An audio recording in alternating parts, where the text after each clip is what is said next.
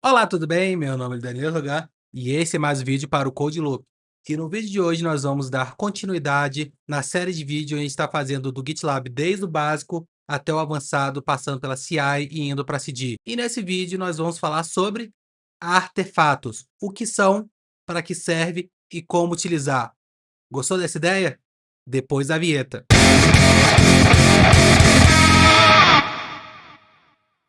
Mas antes de avançar, gostaria de deixar aqui já a explicação o que é um artefato e quando que a gente vai utilizar.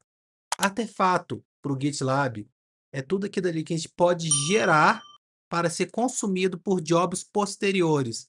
Muito utilizado para builds, componentes que a gente precisa fazer o download via interface, porque ao contrário de cache, artefatos são armazenados no próprio servidor do GitLab. Então ele é armazenado no servidor do GitLab e no ciclo de vida do download do job onde ele está sendo utilizado, ele é baixado posterior ao cache. No final dessa aula, a gente vai fazer um comparativo breve sobre cache e artefatos, e nas próximas aulas a gente vai falar o que é um cache e quando que você deveria estar utilizando. Nesse aqui a gente vai focar somente em artefatos, então se tiver alguma dúvida sobre artefato no final, deixe aqui nos comentários. Se você gostou desse vídeo, deixe um like, se inscreva e vamos ver aqui agora o que é o artefato. Para que a gente possa ver um artefato funcionando, vamos criar um job padrão aqui. Vou criar aqui dois estágios, vocês já vão ver para que a gente vai utilizar ele. Vou chamar esse aqui de etapa e o outro eu vou chamar de etapa B, onde eu vou ter o meu gerador de artefatos. Ele vai estar no estágio etapa A e o script dele vai ser o seguinte: ele vai dar um echo, por exemplo, code in loop, e eu vou chamar esse artefato de log app.txt, correto? Aqui a gente já viu nas outras aulas anteriores como a gente pode gerar um stage, na aula 1, como a gente pode gerar um script. Então vamos aqui agora diferenciar, que é fazendo o nosso artefato mais básico possível. Como que a gente faz isso? Vamos definir aqui a nosso path artefatos e para que a gente possa indicar para o GitLab aonde que esse artefato está, a gente usa a chave paths para poder passar qual path que ele está utilizando. Lembrando, um detalhe aqui importante, que esse path ele é sempre em relação ao diretório, ou seja, tudo que está dentro do diretório daquele projeto. Quando o GitLab ele faz o clone, ele clona naquele diretório de trabalho, digamos assim, e dali para dentro é onde a gente consegue manipular. Ou seja, eu não consigo acessar um job que esteja fora daquela área de trabalho. Por exemplo, acessar outro repositório. Isso o GitLab não deixa. Então vamos colocar aqui do jeito que a gente quer. E já vamos dar umas olhadinhas com o que a gente pode fazer com isso. Vamos criar aqui então o nosso commit. Acessando o GitLab aqui na aula 3. Eu acabei digitando artefatos errado. Vamos comitar novamente. Ok, o nosso job ele foi gerado, rodou até o final. E aqui você perceba que eu coloco aqui que eu estou salvando no arquivo e ele começa a fazer upload dos artefatos com base no path que a gente passou, ele deu um 201 criado e job success, ou seja, entre a finalização do job e o sucesso, ele vai subir sempre o nosso artefato. E aonde esse artefato fica visível? Ele fica bem aqui na lateral, onde está escrito Job e Artefatos. Você consegue tirar dúvidas aqui, a gente consegue pedir para ele manter. Por padrão, ele não vai manter, exceto se a gente pedir para ele manter aqui, ó, vou até já acessar na parte de CI. Em vez de pedir para ele manter todos os artefatos com jobs aqui, a gente pode pedir para ele expirar. Vamos ver mais daqui a pouco qual é a diferença de um job que não expira para o job que expira, para a gente definir o ciclo de vida do nosso artefato. Aqui, vamos ver se já mudou. Por padrão, ele não tem expiração. Não vamos esperar ele ainda. Então, o que mais a gente pode fazer aqui nesse menu? Aí consegue fazer o download. Perceba que ele vai salvar como artifacts, o zip, ele vai baixar como zip. E o que mais a gente pode fazer? A gente consegue acessar ele, ó. Log app.txt, ele tem 13 bytes. Se eu clicar aqui, ele vai fazer o download. Ao fazer o download, vamos abrir ele aqui. Tá do jeito que a gente estava esperando, code in loop. Então, essa é essencialmente o básico de um artefato. E para que a gente usaria um artefato? Eu posso usar um artefato para gerar, por exemplo, o compactado da minha aplicação, seja para poder mandar posteriormente para um Artifactory, seja para poder deixar um cache ali para o usuário acessar, N outras formas para poder fazer isso. A diferença principal de um artefato para um cache é que o cache ele é mais recomendado utilizar para gestão de arquivos que são utilizados, como o nome próprio sugere, cache para acelerar os nossos builds.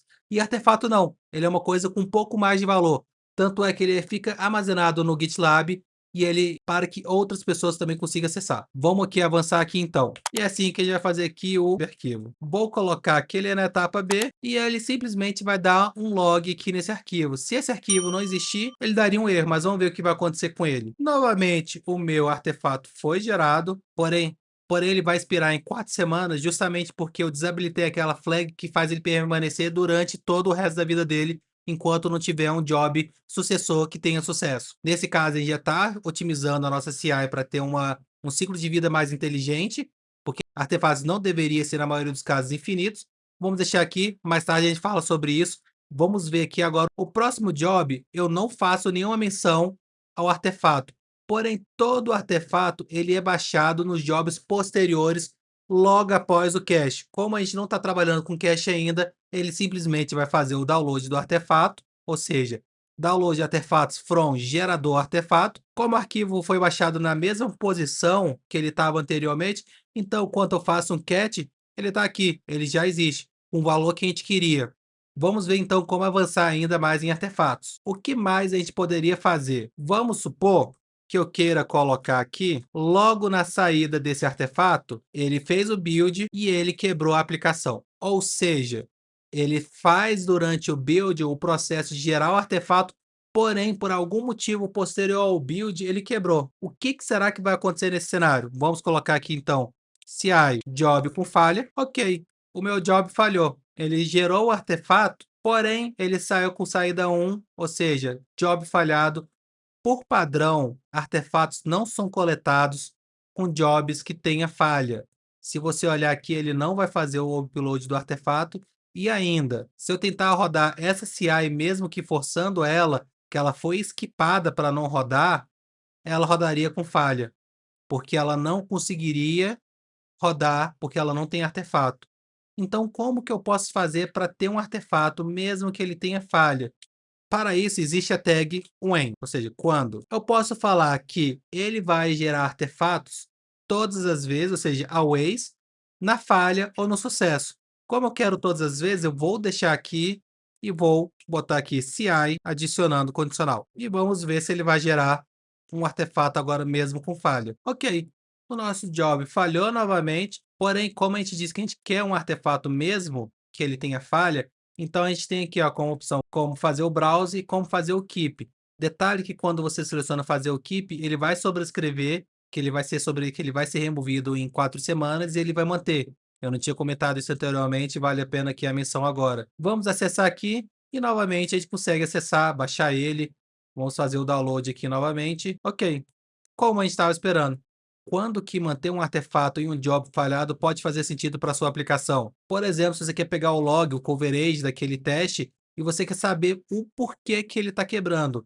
Então faz sentido você pegar esse arquivo e tratar. Em casos comuns, muitas vezes você nem vai precisar desse arquivo, mas faz sentido sim, e é por isso que existe essa função. A gente falou agora há pouco de inspiração. Uma das coisas que a gente consegue colocar aqui no artefato é quando que ele vai expirar. Então vamos botar aqui, ele expira em 1 hora. E aqui para o nosso exemplo ficar mais completo, em vez de ficar somente o arquivo aqui, vamos colocar da seguinte forma, que aqui eu vou criar uma pasta chamado output, vou colocar como logs, por exemplo. Deixar só como output, na verdade. E aqui eu vou ter output. Vou criar aqui esse exemplo um pouco mais complexo, onde eu vou criar a pasta output. Dentro dela eu vou ter tanto a bin quanto a txt batata. E aqui eu vou criar o arquivo com o mesmo nome.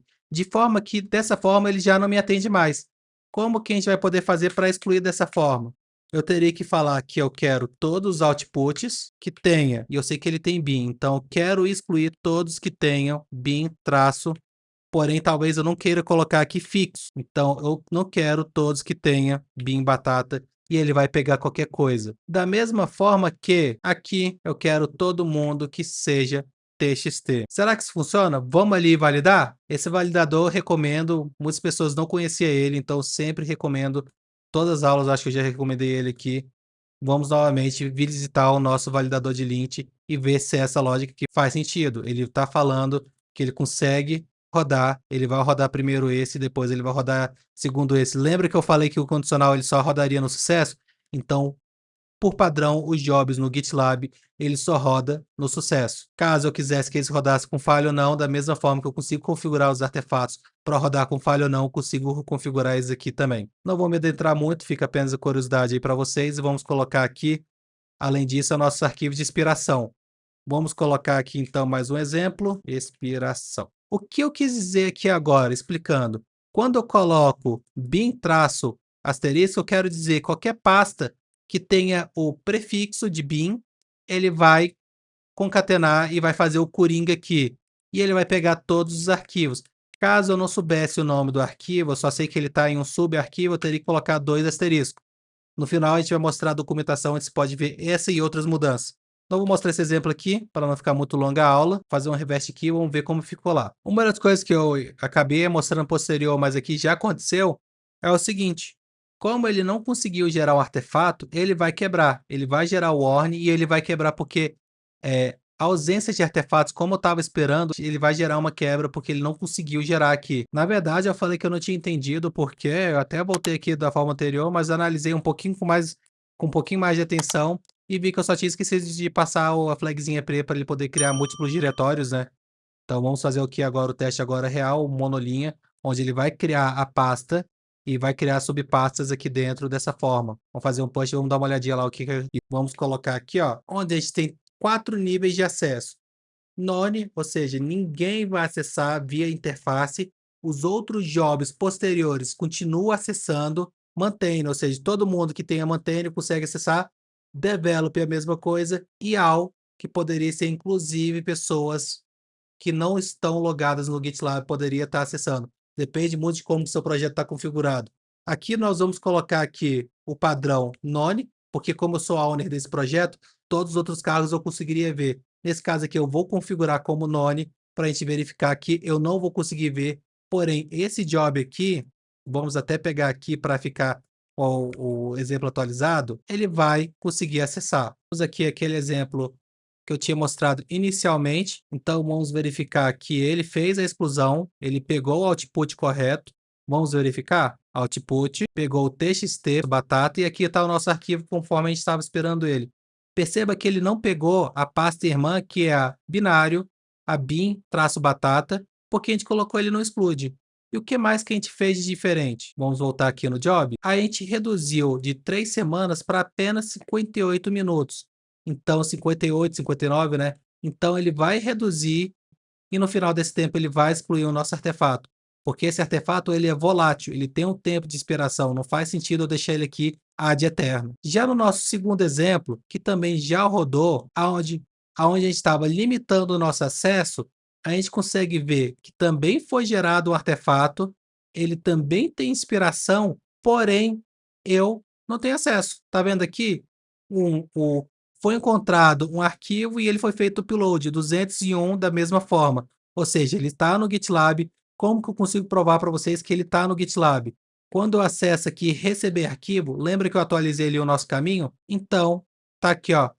Ele consegue ver. Porém, eu como usuário via interface, eu não consigo acessar ele. E por último, mas não menos importante, perceba que toda vez quando a gente vai fazer um download de um artefato, ele se chama artefato.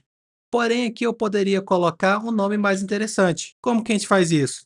Simplesmente definindo o nome dele. Então, name. Vamos supor que eu queira que ele seja chamado de log test, ou seja, são arquivos de log do job de teste, por exemplo. E aqui agora eu vou colocar all, para que eu possa fazer download novamente, né?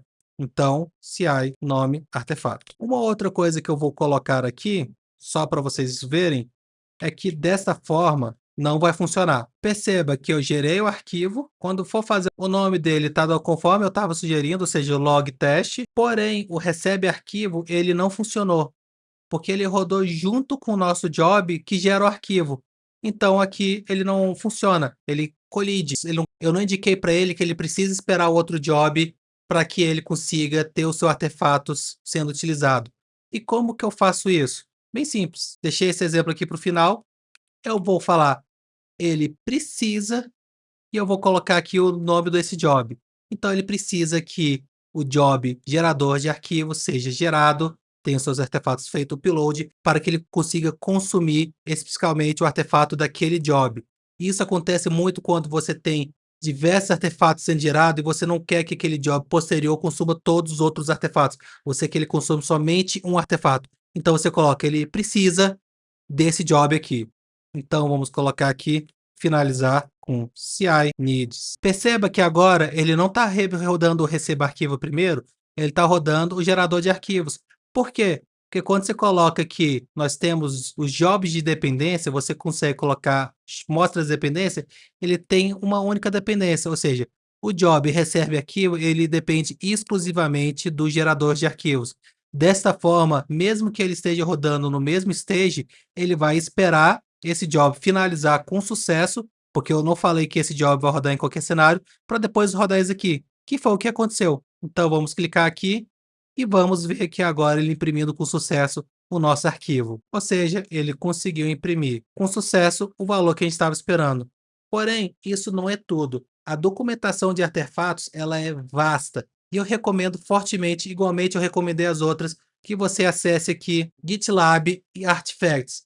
Aqui você vai ter tudo, inclusive a definição de artefatos. Quando utilizar, você pode ver aqui que a barra aqui ela está pequena, de tantas coisas que você pode fazer com artefatos.